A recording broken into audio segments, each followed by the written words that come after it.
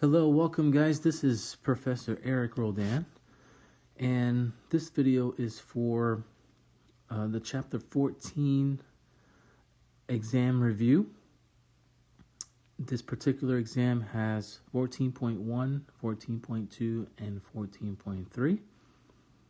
And we're going to go over the quizzes that have been posted on my math lab and Brightspace. So it's going to be basically all the quizzes already answered. I'm just going to go through the calculations and explanations as fast as possible, just to get a quick overview of the chapter and for the test. So let's get started. Okay, so beginning with 14.1, just a quick reminder that the two major topics for this unit and for this exam is voting methods and apportionment methods. Okay, and then just basically trying to get things to be fair. And so in 14.1, we have the basic ideas of the ballots and voting and just the basic numbers, and then it starts to get into the actual the methods. Okay, so let's get started with number one.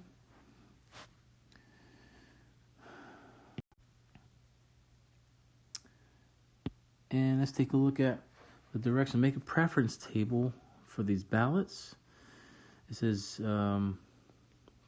8 voters are asked to rank 4 brands of ice cream, A, B, C, and D. The 8 voters turn in the following ballots showing their preferences in order.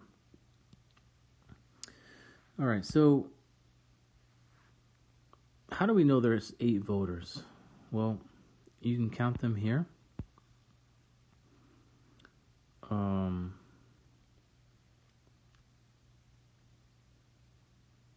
So 1, 2, 3, 4, 5, 6, 7. So there's 8 ballots or 8 voters that turn in their ballots, and that's the particular preference that they chose for the brands of ice cream.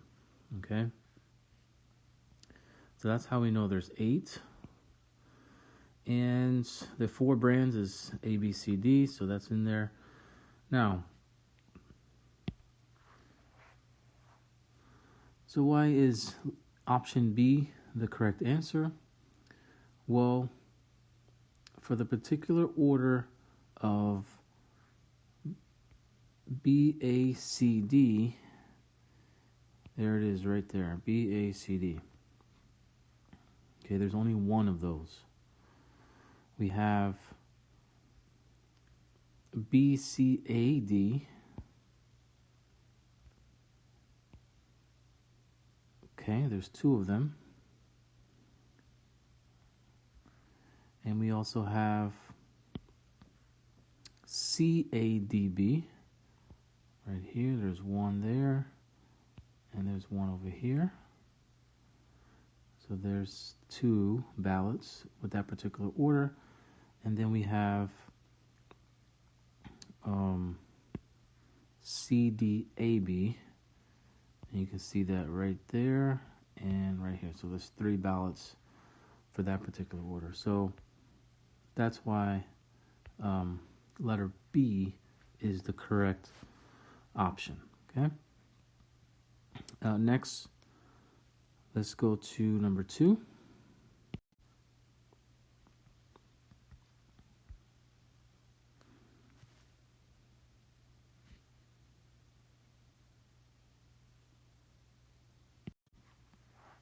Actually, let's go back and analyze number 1 for a second.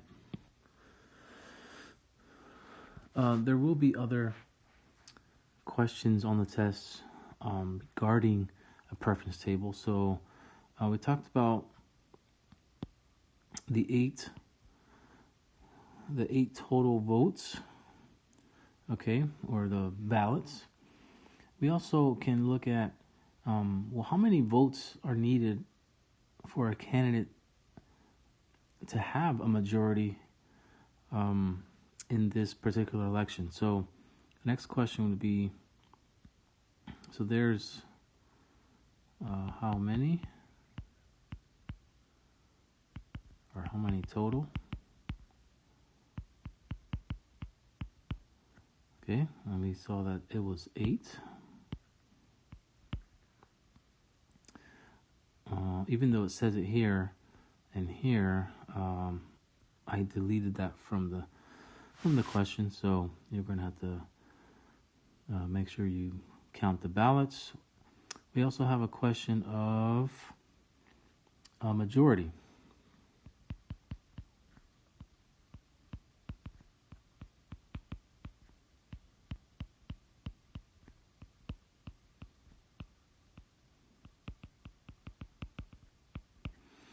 So if there's 8 ballots, so if there's 8 total,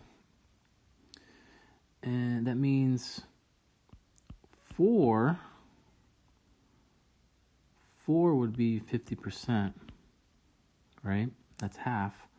So a majority has to be greater than 50%, or in other words, 5 votes.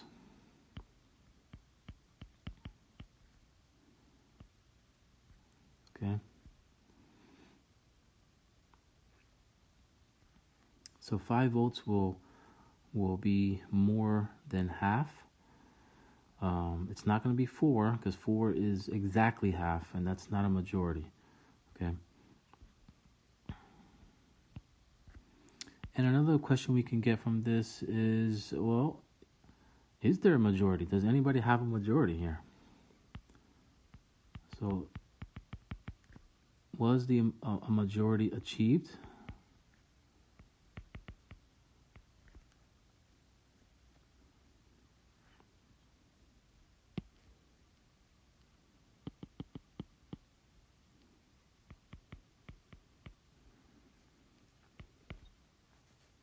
All right, so if we go back to our answer, did any one of these preferences get did any one of these get more 5 or more votes? And so let's take a look. So how many first place votes did A get? Well, A got 0. How many first place votes did B get? 3. How many first place votes did C get? They got 5. How many first place votes did D get? They got 0. So there is a majority right here. So the answer would be yes. The majority was achieved with 5 or more votes.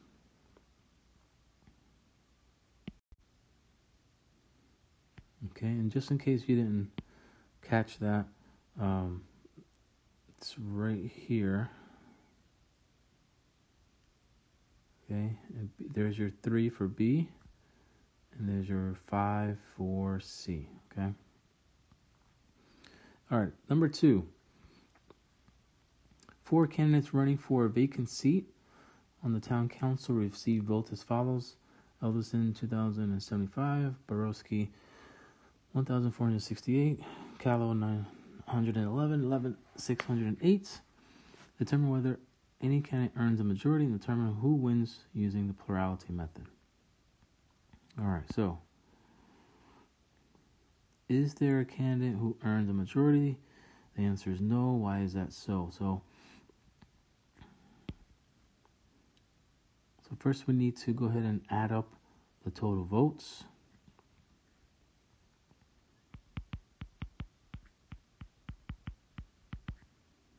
So that would be 1468.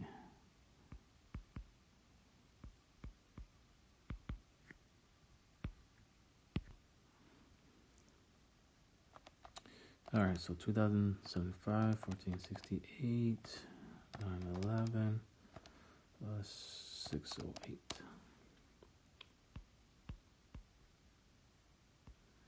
So 5,062 votes. All right. Half of that. So 50% of that would be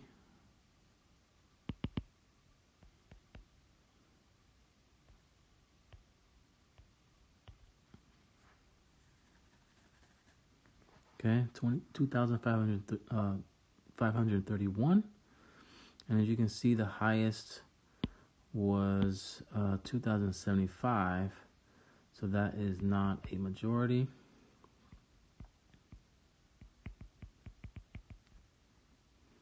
So that's why that's the answer. And then, who wins the election using the plurality method? Well, it would be Eldison. Okay, it's basically who has the highest number of votes. All right, let's go on to number 3. Okay, so computer specialist is planning a group vacation to one of the following locations: Alaska, Florida, San Antonio, or Hawaii. Employees rank the 4 possible sites according to the following preference table. Determine the winner using the plurality method, and if the winner received a majority of first place votes. So let's go ahead and do our election count. So we have Alaska, Florida, San Antonio, Hawaii. And so we're going to count all the A's. So that's 17.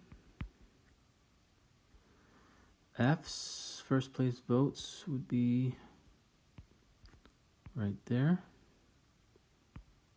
That would be, well, let me use a different color.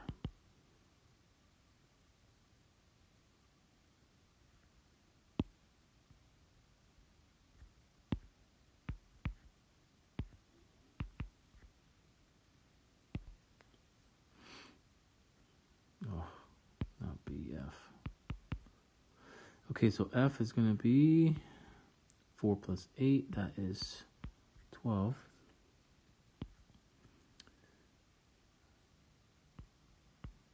San Antonio, 0.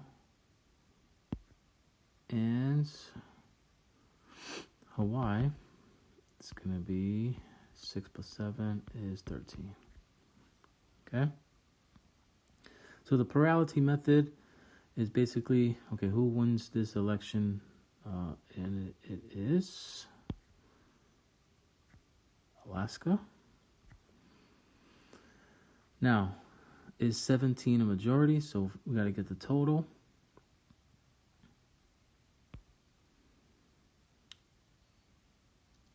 So that is 42.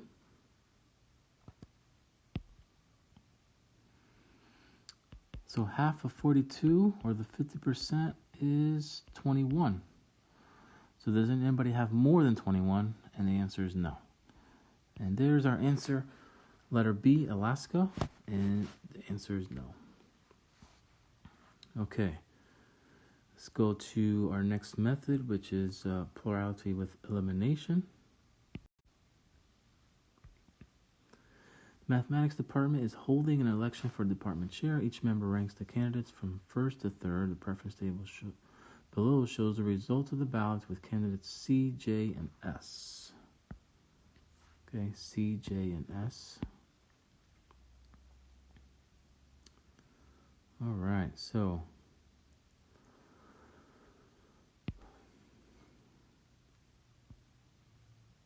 okay, so remember this method,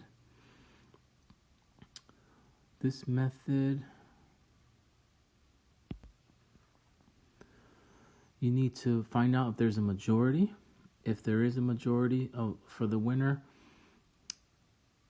using plurality, then you stop. But if there's not a majority, you have to eliminate one of the candidates, which is the lowest number.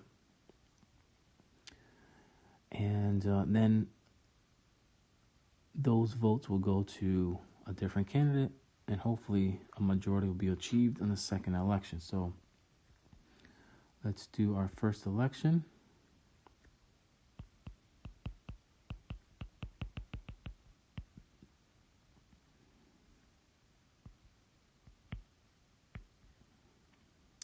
So C has 8 right there. J has 11, and S has 10. Okay. So total votes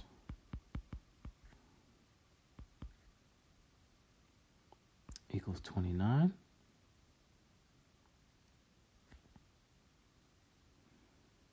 And then half of that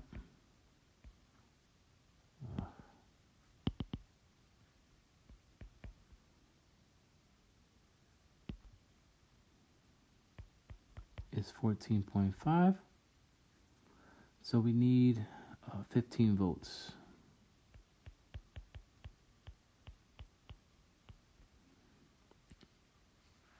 Okay, to achieve a majority. And no one has it. Okay, so what we're going to do is eliminate Clark. Okay. So those 8 votes are going to go to someone.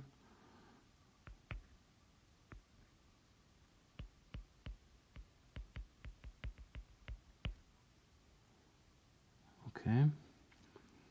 So, let's see. We go to Clark. We go to where Clark earned those 8 votes. And now it's going to go to S, which is Smith. Okay, so these 8 votes are now going to go to Smith. So now basically this is going to be 10 plus 8. And this is going to stay 11. This is going to be 18. So 18 is a majority. So we have a winner.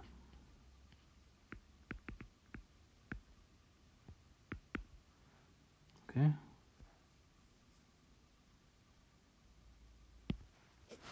Okay, so let's talk about this answer, because the only way you're going to win plurality with elimination is by finally achieving a majority of the votes. That's when you know when to stop. So it seems like the answer should be yes, but we're going back to the first election, and if you look, yes, he won. Smith wins in the second election, but if you look at the first election, his original votes were 10. Okay. Now, if he would have got 18 on the first election, then that would have been the winner with majority originally. But his 18 over here, it's really 8. He's got 8 votes from Clark. So yes, he wins the second election with a majority, but that was not the original election. And so that kind of gets into 14.2 with some of the fairness criterion. So in any case, I will not be asking you the second part on the test. This part right here, it's not really needed. That is going to be a secondary question, a separate question, sorry. And so you'll see what that looks like. So just focus on the winner using majority. In this case, it's Smith. Okay, number 5. Again, we have preference table. We have board account this time, and we're not going to worry about this right here. That's just kind of checking to see if the majority criterion was achieved. Indirectly, it's a question about that. So we're not going to really worry about this here for the test, okay? But we do want to know how to do the board account. So remember, the board account is a point system.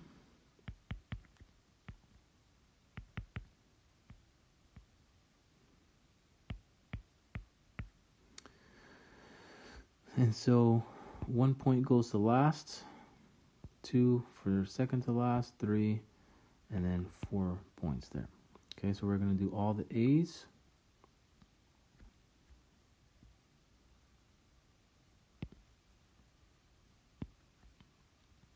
So A is going to be, that's 20 right there. And over here, that's 2.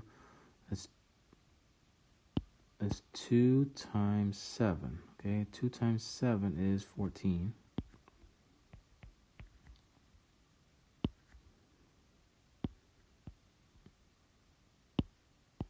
1 times 4 is 4.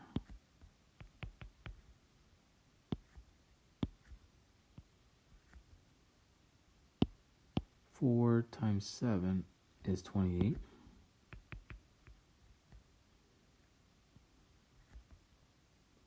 4 times 5 is 20. 1 times 6 is 6. And 2 times 8 is 16.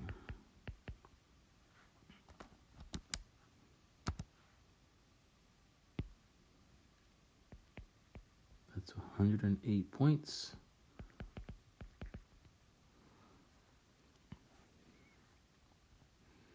Next we go to Florida. So 2 times 5 is 10. Florida was last, that's 1 point, so 7.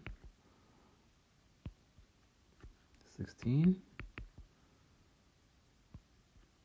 21.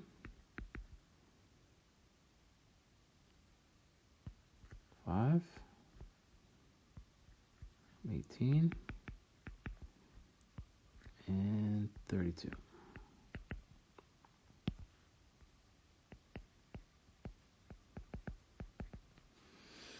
Okay, Florida has 109.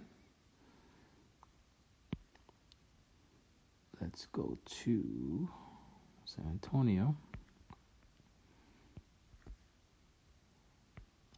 5 plus 21 plus 12 plus 14 plus 10 plus 10 plus 24.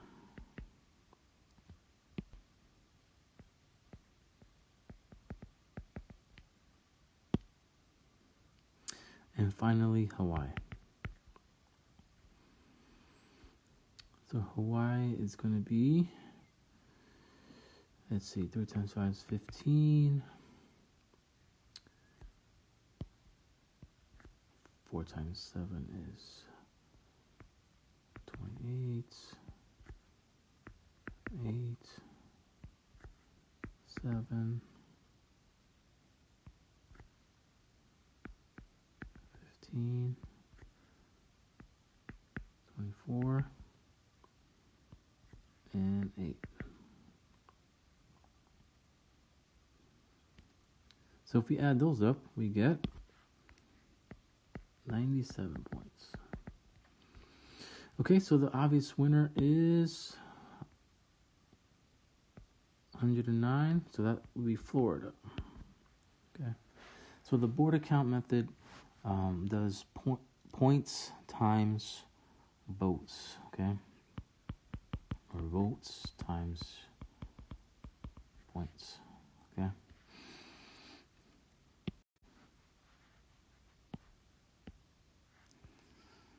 The last method is a pairwise comparison.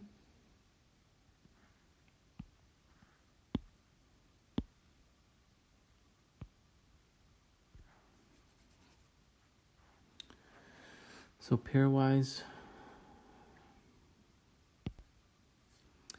let's first figure out how many one-on-one matchups we're going to do, or pairs. So we have Clark, Jones, and Smith. So that's 3 candidates.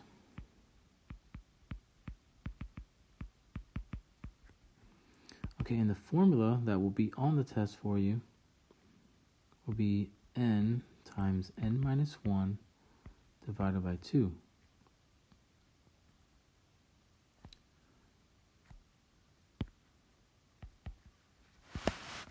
So 3 times 3 minus 1, that's 2 divided by 2.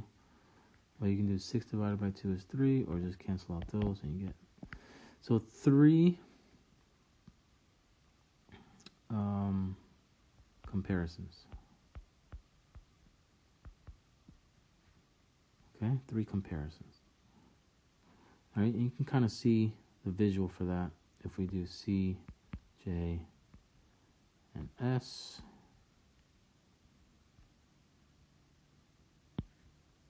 One, two, 3 comparisons, all right?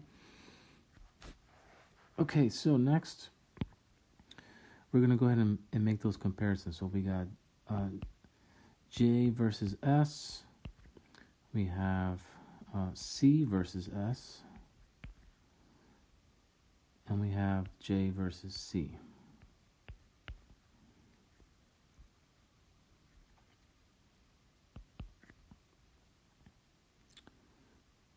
Okay.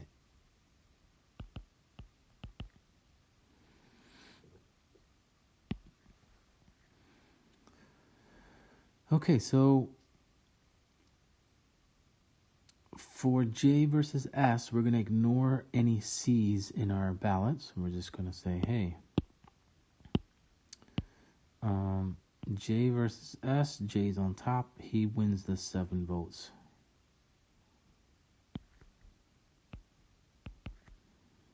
Okay. So S versus J. S is on top. He wins those 10. J versus S. J's on top. He wins those 4. And S versus J right there. He wins the 8. So S wins. It's got the highest, so he gets a point. Now let's do C versus S.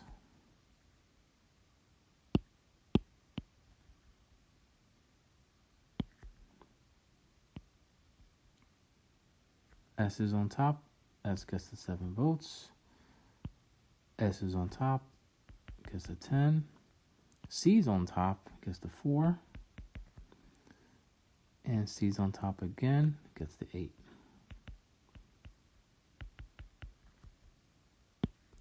And it looks like we have a winner.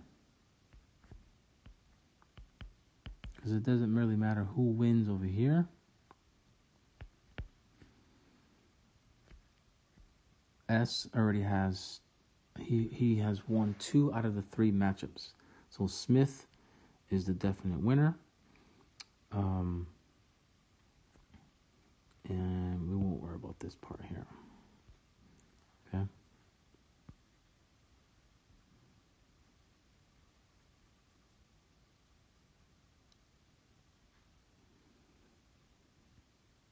All right, so that is 14.1. Now let's compare the 2 methods to see if they fit the fairness criteria.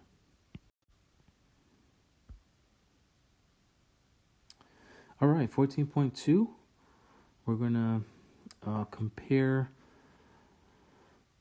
these 4 methods to see if they violate one of the fairness criteria. And what we're looking for is agreement or disagreement.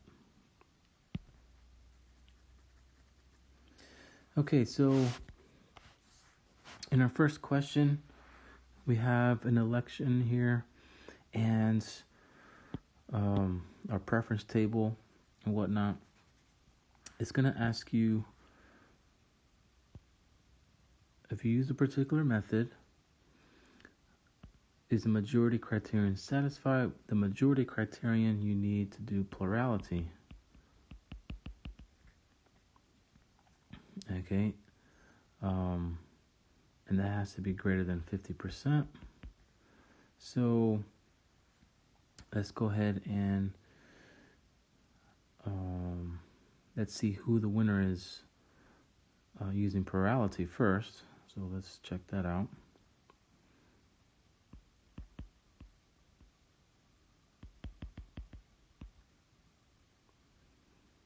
So C, J, and S.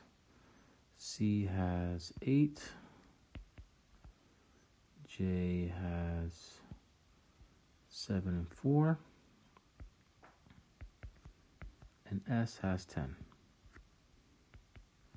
Okay. So J is the highest, but does he have a majority? So the total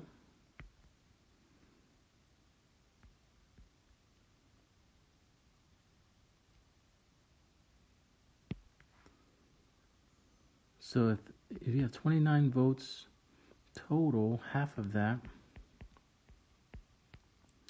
would be 14 and a half, so you need 15 votes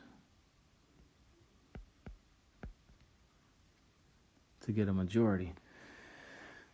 Well, if you look at our election, no one wins a majority, so it's really irrelevant if the border count method is used or not, because the majority criterion is not even satisfied with the plurality itself. So there is no majority here. That means nobody should win. So it doesn't matter if you use the border count, it's going to be no. Okay? But if we were to get a winner through a majority, let's say that Jones had 15, then Jones should be the winner if we did border count. Okay, so if the border count agrees with that, then we would say yes. If the border count does not agree with the winner, then we will say no. Okay, but in this case, there is no majority, so no, it doesn't matter who wins, this is violated. Okay, so the majority criterion is not satisfied.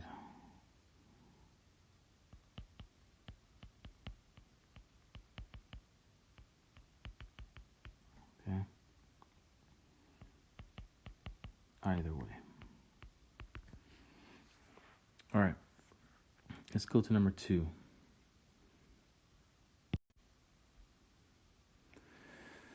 So, same election basically. It says a plurality method is used determine the winner, which these are the same numbers, same ballot, same election. So we know that the plurality winner is Jones, okay? But it's not a majority, that's okay. We're not checking for that in this case. So the plurality winner is Jones.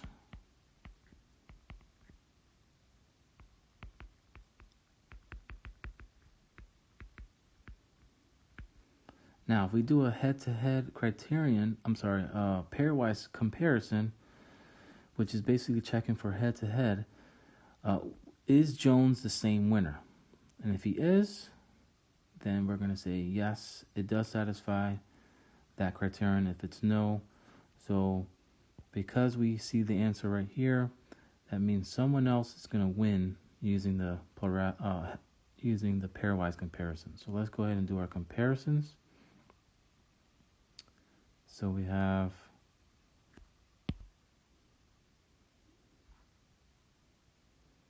So we have C versus J,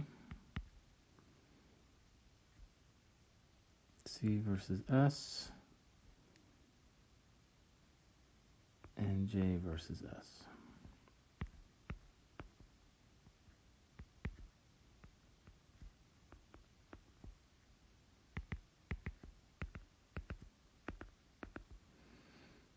Okay, so C and J. J wins 7. J wins 10.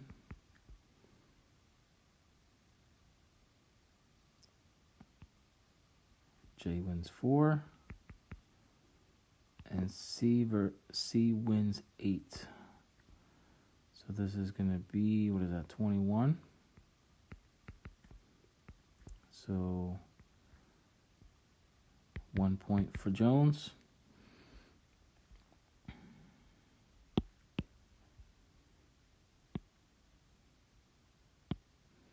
C versus S. So S is on top, he gets 7. S is on top, gets the 10. C is on top, gets the 4. And gets the 8. S is the winner. 1 point for S. J versus S.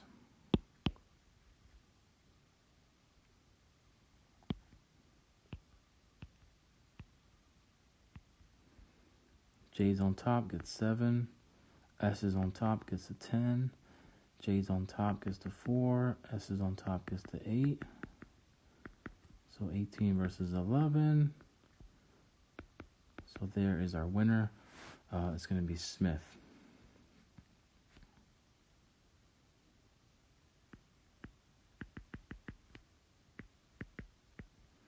So obviously Smith and Jones are not the same winner. So that means that the head-to-head criterion is not satisfied, okay? Because the head-to-head says, hey, if you win head-to-head with every other candidate, then you should be the winner. Okay? So the plurality method violates this fairness criteria. Okay? Okay, so 14.2, number 3. I went ahead and deleted this one. It has 4 candidates. And takes a long time to do. Doing pairwise and plurality with elimination. So that one we're going to skip. And you'll also see that it's not on the quiz. Oops. So let's go to number 4. Number 4 is if the plurality method is used and Clark drops out, irrelevant alternatives. So remember, the irrelevant alternative says that even if someone does drop out, the winner of the first election still should be the winner of the second election, okay? So that the person dropping out should not change the outcome. Basically, it's saying, that's irrelevant. It's irrelevant that Clark drops out. But if we see a change in the winner, then it is relevant, and so that fairness criteria is violated. So let's see. Plurality says, let's just hold a regular election. So C, J, and S. C has 8. J has these 2, that's 11. And S has 10. Okay, so plurality says that Jones is the winner. Okay, great.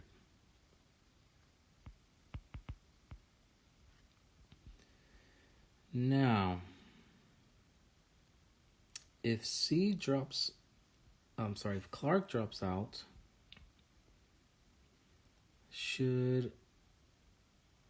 Jones should still be the winner. So let's see.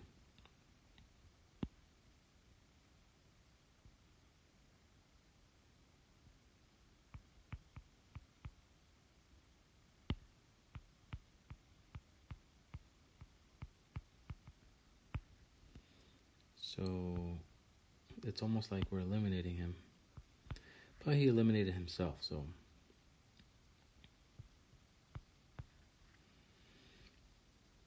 Okay, so if Clark right here had these votes, so if you eliminate Clark, that means these are going to go to the next in line, which is S. Okay, so now S has 18. Sorry. So Smith has 18, and Jones still has 11, which means he lost. Okay, this time Smith wins. So there's a disagreement in the winners, and that means that this is a violation of the fairness criterion. And so, is it satisfied? No, it's actually violated. Okay, because you still should have the same winner. Okay, let's go to number 5.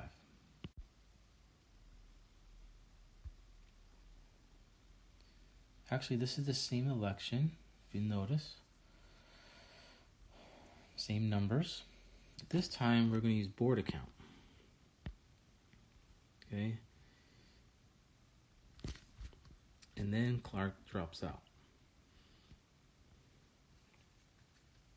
So let's check that out. So board account, remember, uses point system. So C, J, S.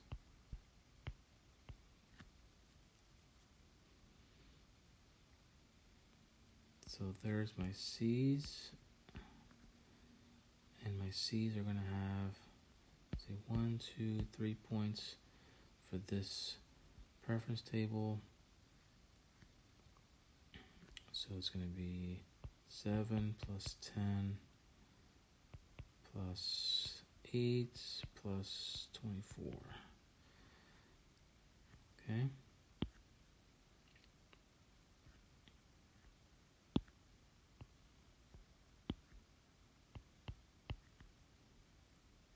J is going to be those right there. That's going to be 21 plus 20 plus 12 and plus 8.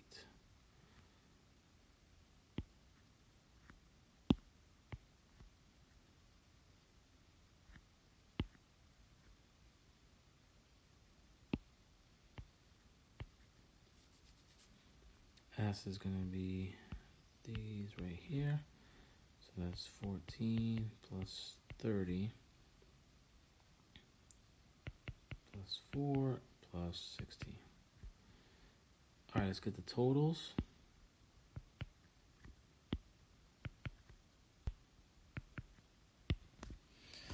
Okay, so Clark has 49 points, Jones has 61 points, and Smith has 64 points. So the winner should be Smith.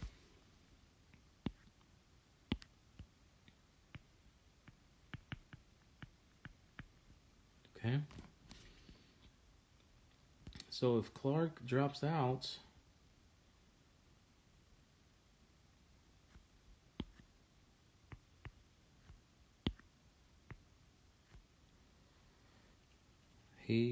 Smith should still be the winner. Okay. So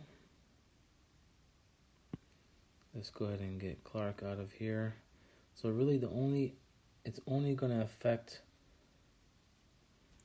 well, we have to redo this, so let's go ahead and take this out.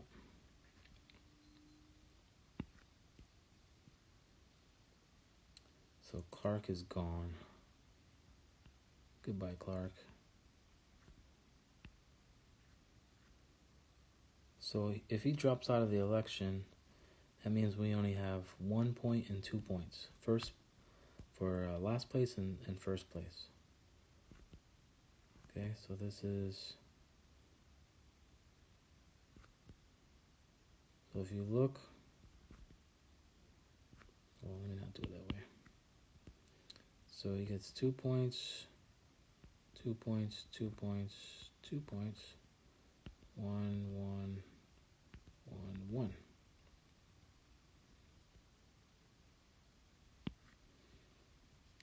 So now, say J is 2 points times 7 votes, that's 14. Plus 10 plus 8 plus 8 again.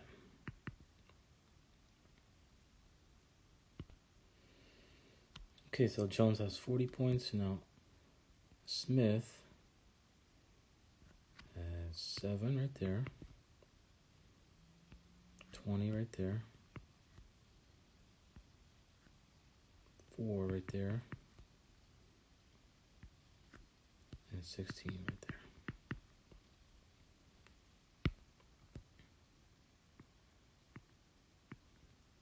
Okay. So Smith is still the winner. So it was irrelevant that Clark dropped out, which means this criterion is satisfied. If it would have been a different winner or a disagreement in winners, then you would have a violation. Okay, number 6 for 14.2, we're also going to skip. As you can see, it has 4 candidates with these complicated processes, so we're not going to mess with this one.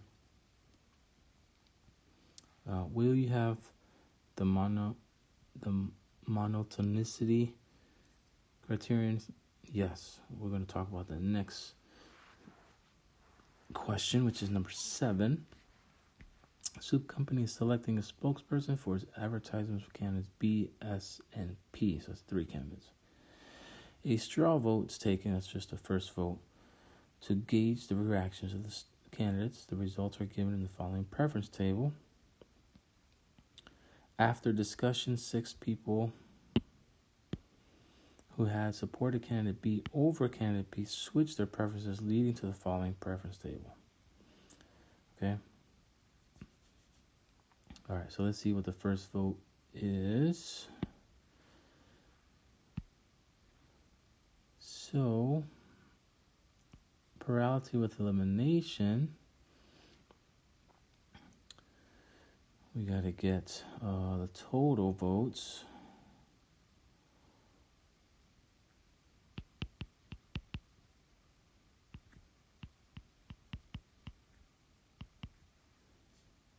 So as you can see, that is, if you add up all these votes, you're going to get 82. And so if you do 50% of that,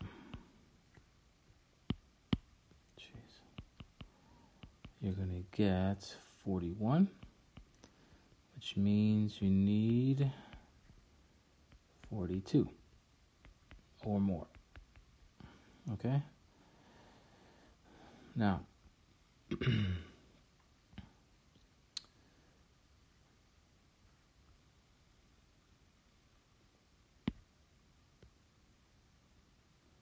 let's see, B, S, and P. So B has 28, S has 23, and P has 31. That's not a majority, so we gotta eliminate this guy. So those 23 votes are gonna go to someone. Let's see who they go to. So if you take S out of here, these 23 are gonna go to P. So 23 plus, so 31 votes for P plus the 23 from the S is now, where's the S? Oh, I'm sorry, where's the P? So P is 31, so basically 54. And B did not change. So again, he wins, and we have 42 or more, so that's going to be a majority.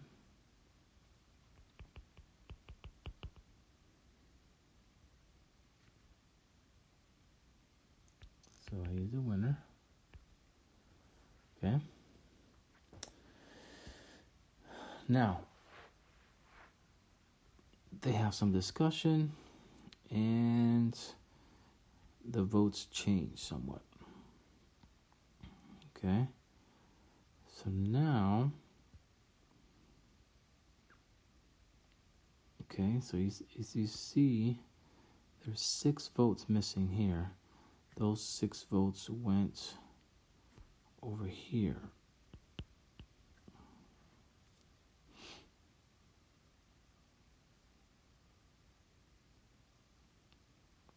And that's why it went from 31 to 37. Okay. So, okay, great. They changed their votes. Now let's redo this election. We're supposed to get the same winner, but let's see.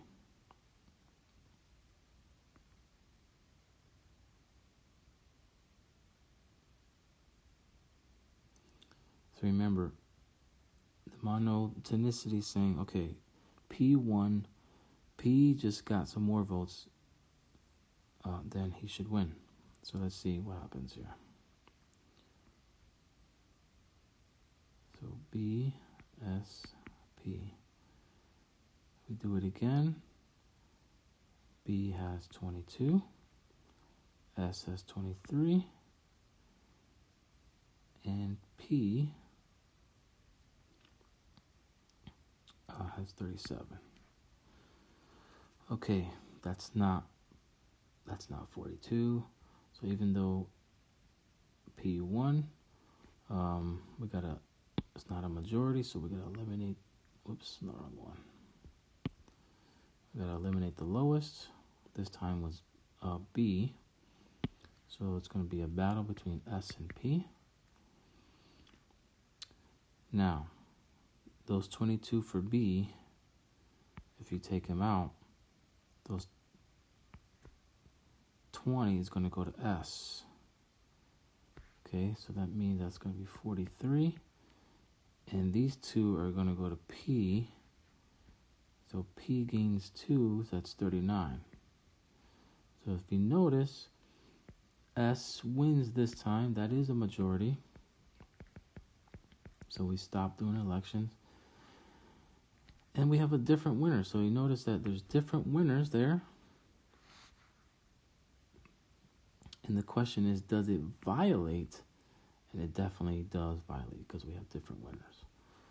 Okay, so make sure for the test.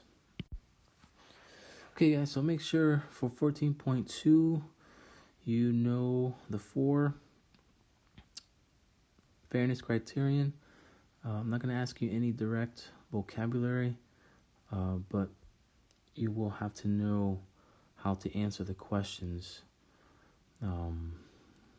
Okay, so basically you're looking for the same winner in both elections. Okay, so make sure you know all 4 fairness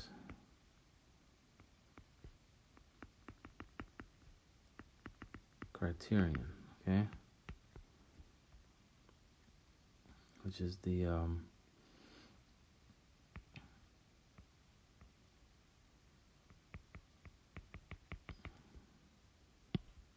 majority criterion, head-to-head, that's basically pairwise. Whoever has a majority should win.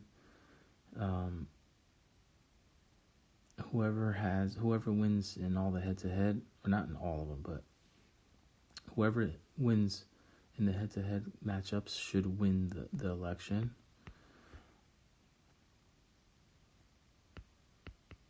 The monotonicity, okay, it's basically if people change their votes, or then the person who won the first time, especially if they gain votes, they should win the second time. Okay, and then the irrelevant alternatives.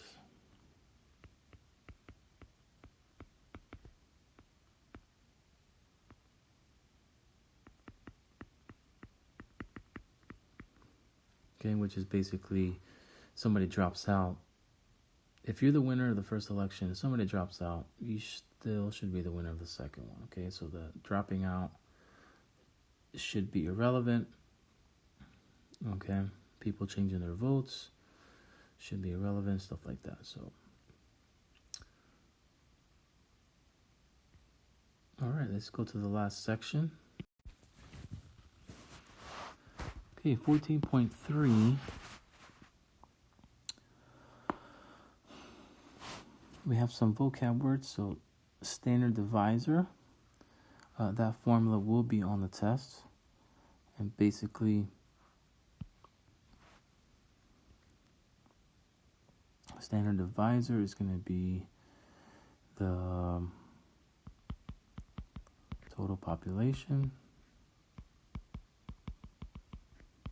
divided by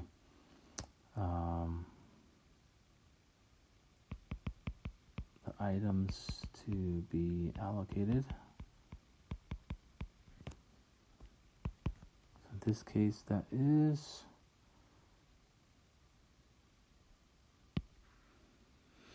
so if you add up the population, you get a total that's going to be 14,657 divided by 193 seats.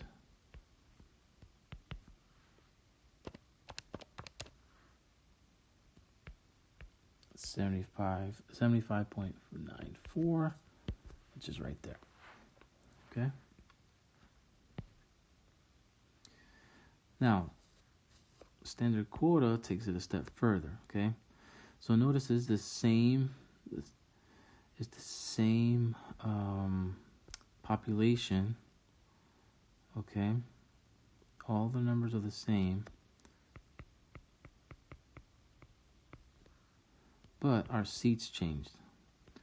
So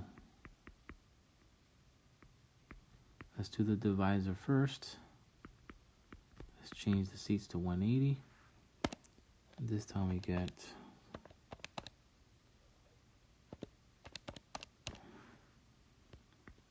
81.43. That's my divisor. So now we need to go ahead and divide all of our states by this divisor, okay?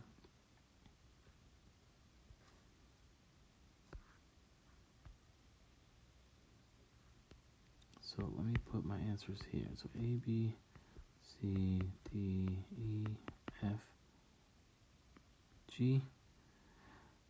Actually, no, we don't have to do that here. I'm sorry. We're not doing Jefferson or Hamilton right now, so we don't have to do that. All we need is state C. So all we need to do is 2725 divided by 81.43. 2725 divided by 0.43. And we get 33.464.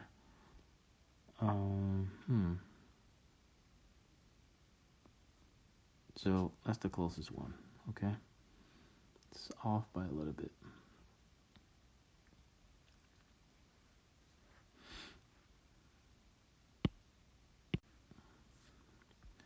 Okay, let's check out number 3.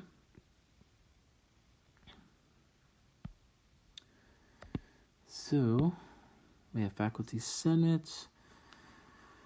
We have our different colleges here. And so it says find the modified quota. Now the modified quota is going to give you the standard the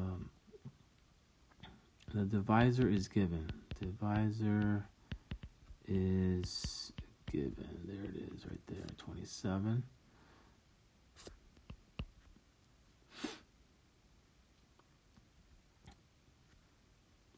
Okay, so if the divisor is already given to us, it would have been different if we would have calculated it ourselves, but it's a modified quota, so they go ahead and give it to us, and now we go ahead and look at the College of Engineering.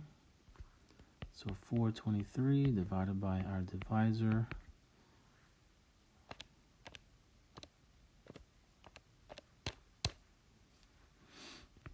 15.66666666. So we're just going to round that to 67. Okay.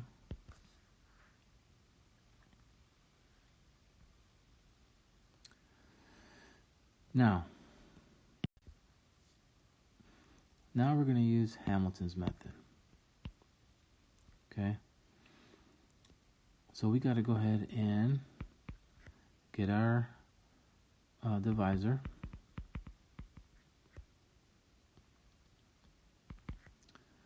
So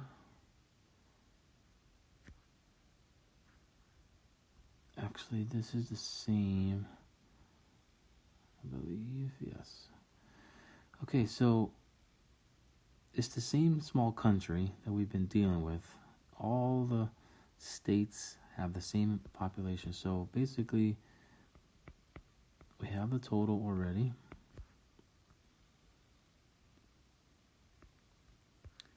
And we're going to divide it by 160 seats. Whoops. So 14,657 divided by 160. 91.61. So this is our divisor. We're going to divide all of our states by this number.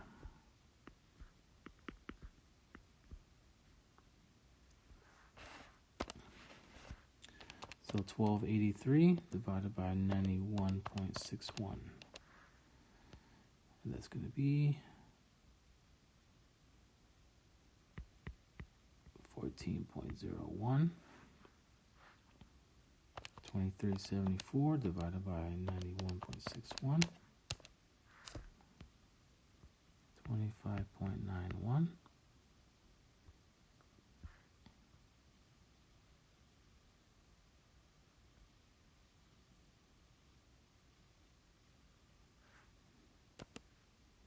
$27.25 divided by 91.61. 29.75.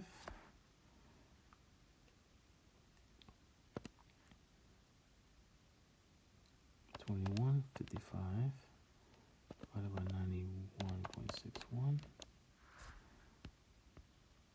23.52. E is 1592 divided by 91.61. 17.38. F is 2511 divided by 91.61. 27.41. And G is 2017 divided by 91.61.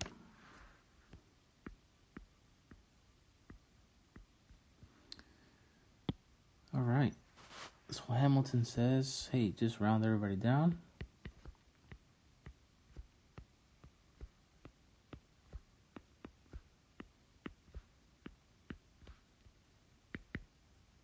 Now, if we add these up,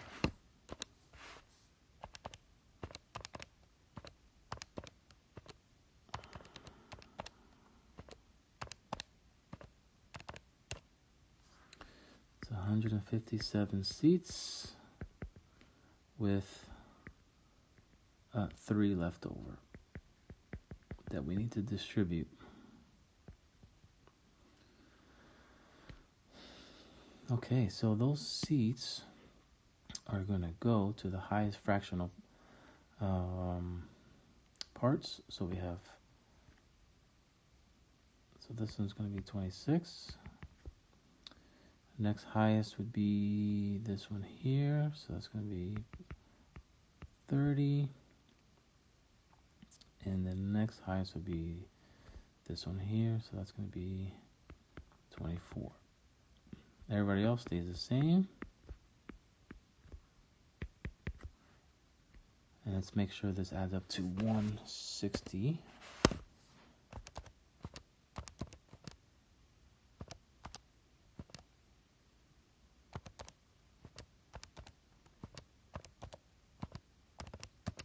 Yep. Okay, great. All right, so now, if this was a short answer, you would have to type all those in.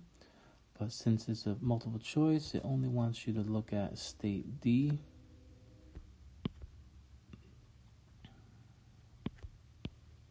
And state D is right there. So 24. Okay. So if you don't do this whole thing, you might think it's 23. But when you figure out, hey, there's 3 left over, and D is going to get one of those left over, that it's going to change to 24.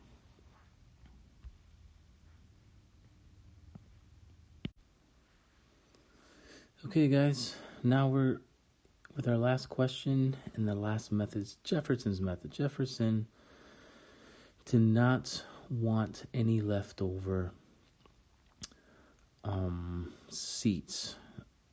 He does not want to distribute any leftover, so he's going to modify the divisor. So this is the same scenario as number 4, same country with the 7 states with the same population and 160 seats in my particular case. So for Hamilton, if you use this number, which is the standard, okay, this is going to creates 3 leftover. All right, so Jefferson says, okay, I don't want leftovers, so I'm going to modify this 91.61, and I'm going to use, so let's just modify it. Let's just play with it. So let's just use 90, see if that works. Okay, if that doesn't work, we'll go down to 89, so on and so forth. So let's try 90.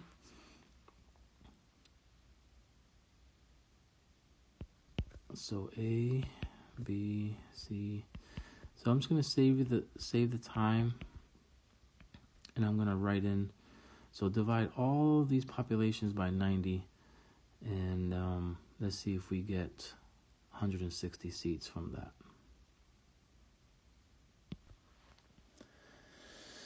Okay, so after dividing all the populations by 90, our modified divisor, we get 14, 26, 30, 23, 17, 27, and 22. If you add that up, you get 159. That's 1 left over. Jefferson would not be happy with that.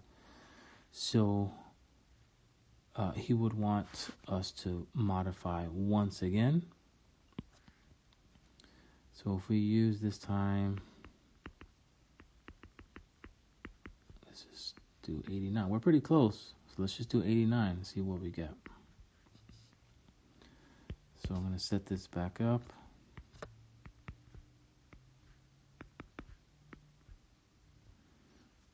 I'm going to divide all the populations by 89 and see what we get.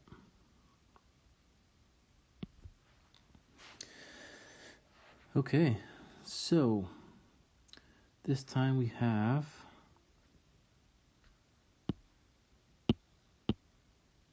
14, 26, 30, 24, 17, 28, 22.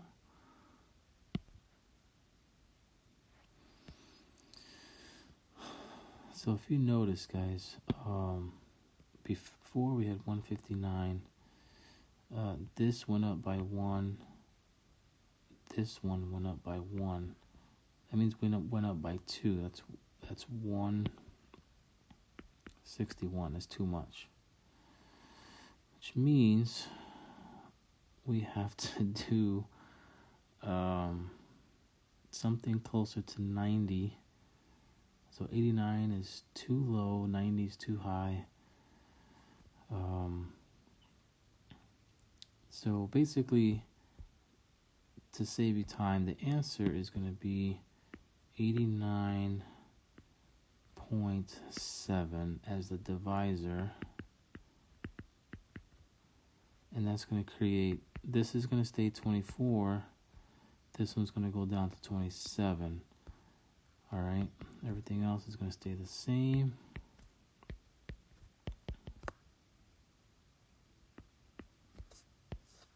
And all this is going to be 160. So on the test, I'm going to have to give you a range. Okay, so for example, instead of just guessing, I'm going to say, all right, use numbers between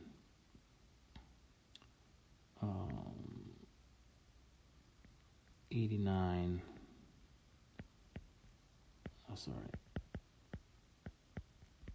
89 and 90. Okay, so I'll let you know that it's going to be in between there. Okay, and that way you're not digging around too much like we're doing here. So all right, that's Jefferson's method. Unfortunately, you have to play around until there are no leftovers. All right, well, that's it for chapter 14. If you have any questions, let me know. And hope you do well. Study hard. All right, talk to you soon.